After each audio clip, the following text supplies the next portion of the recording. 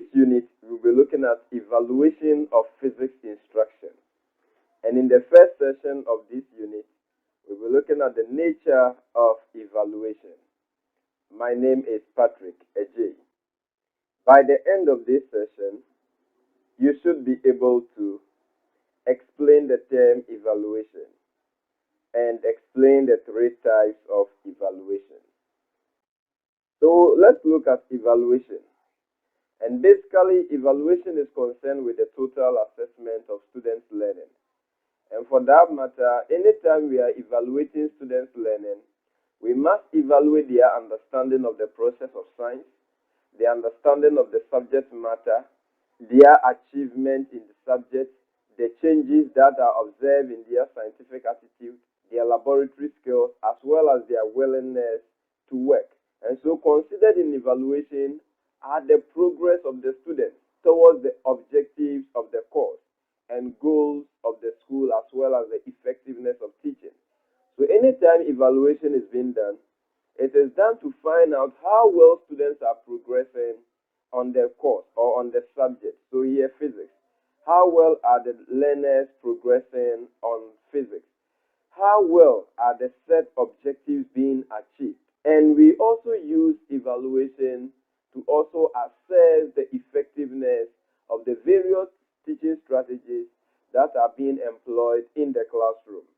And so good evaluation must show the strengths as well as the weaknesses of a teaching strategy that a teacher you employ in the classroom. So after taking your learners through a set of instruction, the outcome from your assessment or from your evaluation must help you, the teacher, to identify the strengths as well as the weaknesses of the various teaching methods, the teaching learning materials that were used in teaching the particular concept, as this will help you to know whether they were effective or they were not.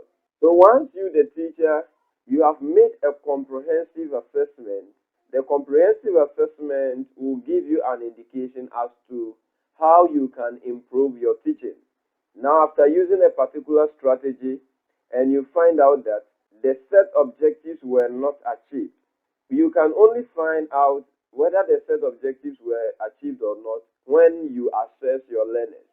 And so when it is not achieved, you do a whole lot of analysis to find out what exactly was the cause of, let's say, students' poor performance in that particular topic or in the subject as a whole. Now, having determined this, it will help you to know that, well, when I use a methodology A or B, it does not help my learners to understand this concept. So let me try other concepts and see how best it can improve their learning and improve my teaching as a teacher. And so evaluation provides feedback. So in the teaching process, it is an evaluation that will give us feedback as to whether the objectives that were stated before the lesson, the objectives that were stated in your lesson plan have been achieved or not. And as a teacher, one thing you must always do, you must try to experiment to see the progress. If you want to become skillful, if you want to know how well to use various methodologies, it is good sometimes you experiment with different types of teaching methodologies, and this will help you to know which of the methodologies work best depending on the kind of students that you have at a time. Now, a teacher must be willing to try new methods and new techniques, and by so doing, you develop towards your teaching mastery. So sometimes I do disagree with some teachers who may have a single note and the note has been prepared for over 5 years and they are still presenting this content to their learners. Now, as a teacher, you must try new methods.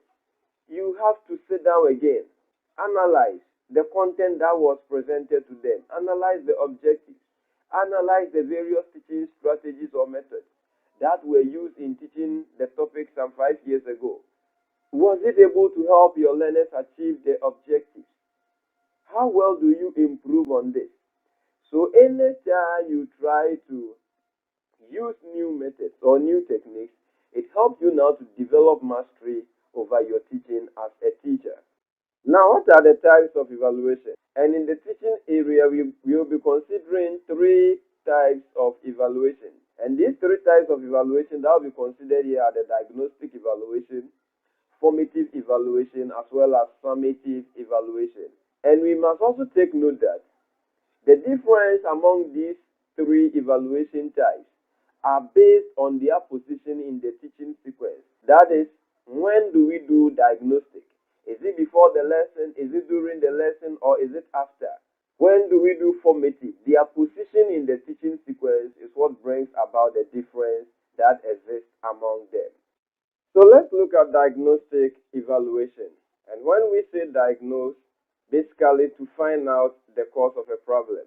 And so this type of evaluation is normally done before teaching starts, but it is used under special circumstances to discover student learning problems.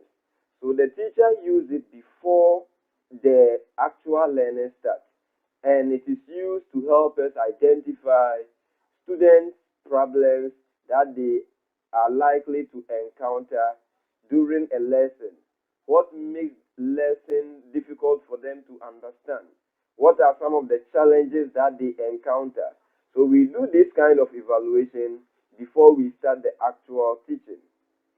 And diagnostic evaluation provides information to teachers about knowledge, attitudes, and skills of the students entering a course. And it can be used as a basis for individual remediation or special teaching.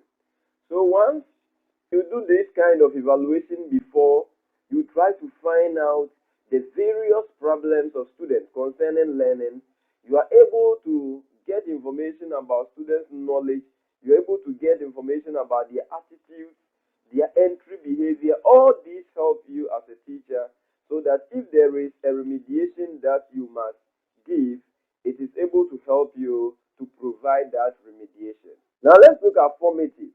And this type of evaluation is carried out during the teaching period. And the purpose is to provide feedback to students and teachers on how well teaching and learning is going on. So we saw that in diagnostic it is done before, and the formative is done during the teaching learning process.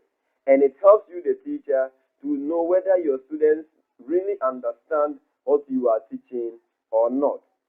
So as teaching is a dynamic process, teaching is a changing process, formative evaluation can provide useful information that teachers can use to modify teaching strategy and improve teaching effectiveness for individuals and groups.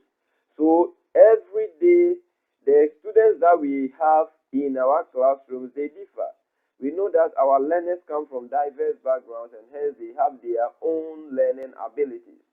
But the process, whenever we do formative evaluation, the feedback that we gain will help you, the teacher, to find out whether the method you are using, whether the instructional resources you are using are helping or not. And if they are not helping, you are able to choose a more appropriate resources that can help or enhance students' understanding of the various concepts that you are presenting to them. Now we'll finally look at summative evaluation.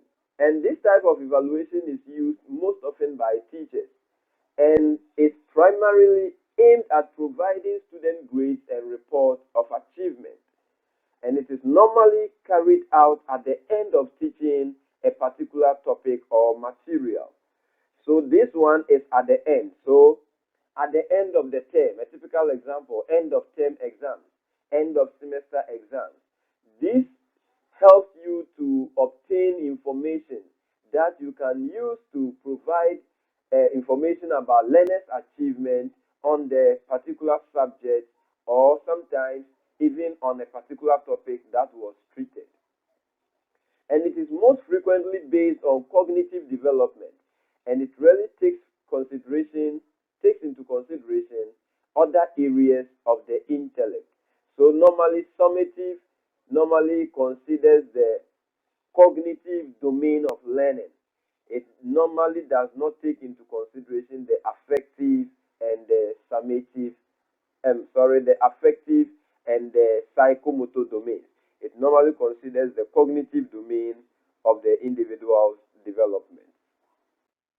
Now, students, in this session, we looked at evaluation and the types of evaluation. And we mentioned or we considered three types of evaluation in this session. And the three types of evaluation that were considered were the diagnostic, the formative, and the summative.